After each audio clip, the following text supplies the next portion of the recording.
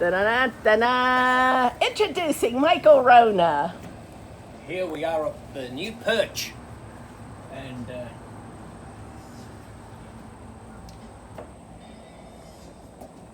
I'm glad it's covered. Looks like I'll be in some shade. Looks like a good angle for the finish.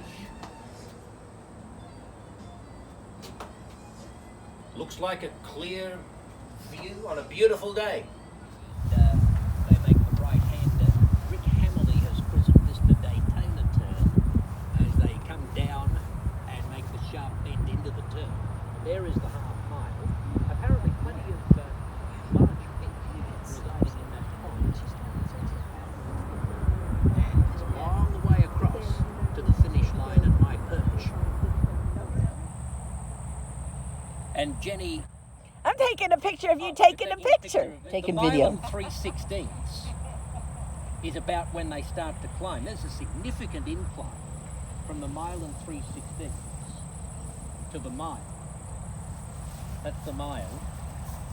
At which point they take a right-hander. I've inspected my perch, which is brand new, and it's going to be a lovely vantage point for me to work from. Great angle at the finish.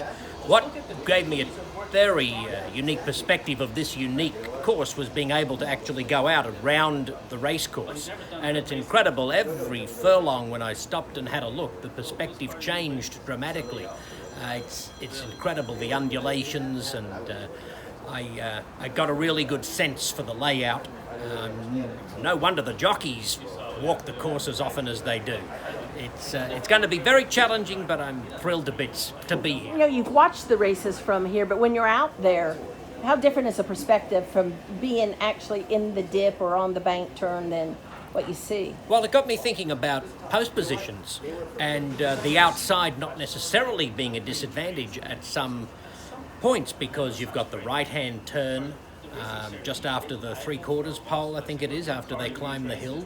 And so from the mile starting point, the first turn they encounter is actually right. So being drawn out wide might even be advantageous. So there's a lot to factor in when assessing these races and calling them, no doubt. Well, actually being out there and seeing it, is that going to give you some background for your calls at different parts of the races that maybe you didn't realize before, as far as how much of a dip something is or how far the banking is? Or? Yeah. I'll be thinking about that overnight and maybe coming up with some expressions or terms that I can use for various points of the race. Rick Hammerly has coined the Daytona turn. I'm not sure that that'll find its way into a race call, but I'm certainly going to be thinking of different ways that I can better describe this unique layout. One of the first things you were doing when you got on the backstretch was you were like trying to orientate yourself with the poles, and it wasn't something that was automatic. I was quite confused. In fact, I was all at sea.